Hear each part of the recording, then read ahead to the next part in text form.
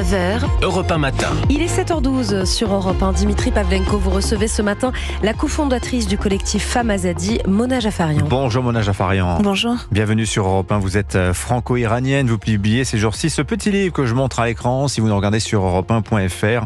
Je suis iranienne aux éditions de l'Observatoire. Vous y donnez la parole à 12 jeunes femmes iraniennes dont vous retranscrivez les témoignages pour faire connaître leur révolution, comme vous dites, Femme, Vie, Liberté, qui a commencé, on s'en souvient, après la mort de Jina Mahsa Amini, le 16 septembre 2022, c'était il y a 2 ans déjà, pour un voile mal porté. On parle tous les jours de l'Iran dans l'actualité en ce moment, Mona Jafarian, mais plus ou si peu de la lutte des femmes pour leur liberté. Liberté, c'est Azadi en persan, Mona Jafarian. Exactement, oui. Exactement.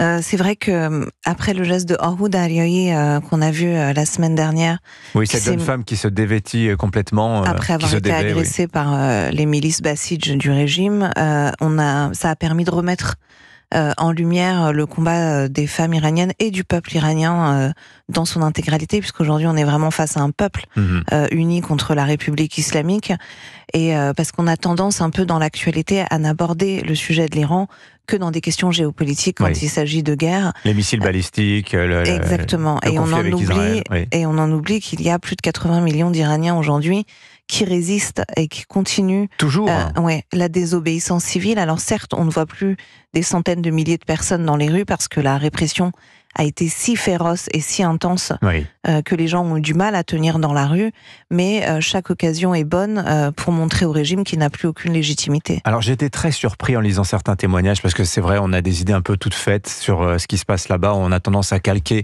nos propres stéréotypes.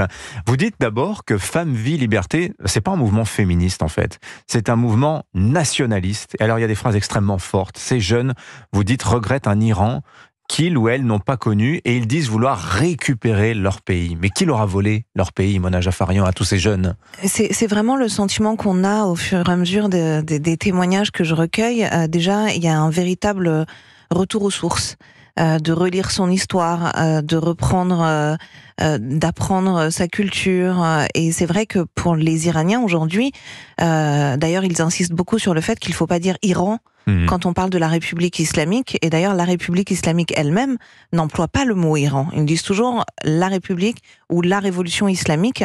Et aujourd'hui, les Iraniens ont vraiment ce sentiment que leur pays est occupé par les mollahs qui tentent de les priver de leur culture, de leur célébration. Puisque finalement, quand vous regardez comment vivent les Iraniens en Iran, quelle que soit leur religion ou leur croyance, ce qui compte pour eux, c'est toute cette culture plurimillénaire qui découle de l'Empire perse et aussi du zoroastrisme. Oui. Et alors, ces jeunes à qui vous donnez la parole, ces jeunes femmes, elles sont de conditions sociales différentes, elles ont une implication diverse aussi dans les grandes manifestations d'il y a 2 ans. En tout cas, ce qui est frappant, c'est qu'elles ont tout un discours qui est extrêmement dur. J'étais très surpris de ça, envers la religion. C'est si dur parfois de les lire que vous dites ça passerait mal en France. Et vous n'arrêtez pas, Mona Jafarian, de dire « je m'excuse auprès des lecteurs qui pourraient être choqués par ce que disent ces Iraniennes sur la religion, sur l'islam ».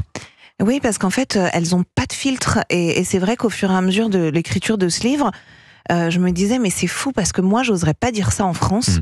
Et elles le disent au péril de leur vie en Iran. Et effectivement, c'est pas juste des témoignages, puisqu'on a des chiffres qui viennent le confirmer. L'année dernière, un des plus hauts mollahs dans l'échelle cléricale, affirmait que 50 000 des 75 000 mosquées étaient déjà fermées en Iran, et qu'ils avaient beaucoup de mal à remplir les autres, et qu'il fallait trouver peut-être des moyens de ramener les gens à la religion. Mais on se rend bien compte que même celle qui est, par exemple, la fille d'un membre du corps des gardiens de la Révolution islamique, même elle a un véritable rejet aujourd'hui de la religion, qu'ils assimilent comme un moyen d'oppression pour eux.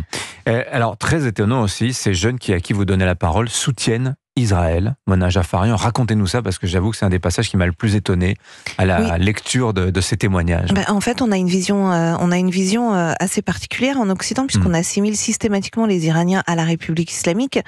Mais à l'intérieur du pays, la vision est très différente, puisque on se rend bien compte, ces jeunes femmes qui témoignent, pour elles, c'est logique en fait. Celui qui contribue à éliminer mon ennemi est mon ami, alors qu'en face, on a un camp qui soutient mon bourreau. Et puis comme elles le disent, moi, Israël m'a rien fait. Il me tue pas tous les jours, il m'oppresse pas tous les jours, il me viole pas tous les jours. Et au contraire, ils me soutiennent dans mon combat. Donc pourquoi est-ce que je vais aller détester un peuple qui m'a absolument rien fait et où je vois que du bien tous les jours? Oui. Moi, mon ennemi, il est là et il a un turban, quoi. Alors Mona Jafarian, je me rappelle, vous étiez venu sur Europe 1 il y a quelques temps de cela. Vous nous aviez dit, à propos de la montée de l'islamisme en France, faites bien attention, vous les Français, parce que le processus qui est à l'œuvre, que vous observez, il ressemble beaucoup à ce qui s'est passé en 79 en Iran. Ces jeunes qui disent, on s'est fait voler notre pays par les mollahs. Est-ce que vous croyez qu'en France, il y a un risque que les Français se fassent voler leur pays d'une manière similaire?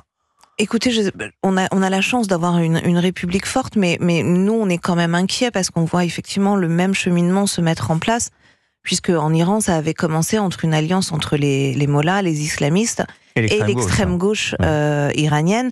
Et c'est vrai que quand on voit ce qui se passe aujourd'hui en Europe, par exemple, typiquement ce qui s'est passé à Amsterdam, et la manière, par exemple, dont ont réagi les élus LFI, on voit bien quand même qu'on a un problème et qu'on est face à une situation qui devient de plus en plus délicate. Et surtout, je suis désolée de le dire, mais un peu une faiblesse des pouvoirs publics, parce qu'on n'agit pas, on n'est pas assez ferme sur ce qui est en train de se passer. Et c'est vrai que nous, ça nous inquiète vraiment beaucoup. Vous dites aussi dans votre livre, et là c'est vous qui parlez, Mona Jafarian, aujourd'hui en Occident, quiconque prend la parole contre l'islamisme doit vivre protégé.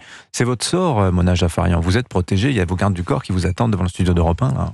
Oui, de policiers, et effectivement, à chaque fois que je donne des conférences ou que je suis invitée quelque part, je me rends bien compte que tous les invités qui ont le même combat que moi arrivent aussi accompagnés de 2 policiers. Je pense que ça devrait déjà être un signal d'alarme pour nous tous.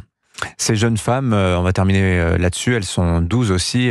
Vous avez des nouvelles encore depuis que vous les avez eues en ligne? Parce que beaucoup, ce sont des témoignages que vous avez faits par les réseaux sociaux ou à distance, n'ayant pas pu forcément vous rendre sur place.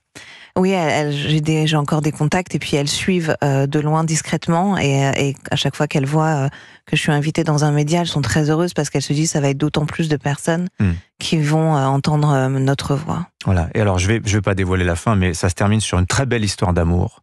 De Camélia et Fardad. On n'en dit pas plus, Mona Jafarian. On va renvoyer les auditeurs vers la lecture de votre livre qui s'appelle « Je suis iranienne ». Ça paraît ces jours-ci aux éditions de l'Observatoire. Merci d'être venu au micro d'Europe 1. Bonne journée à vous.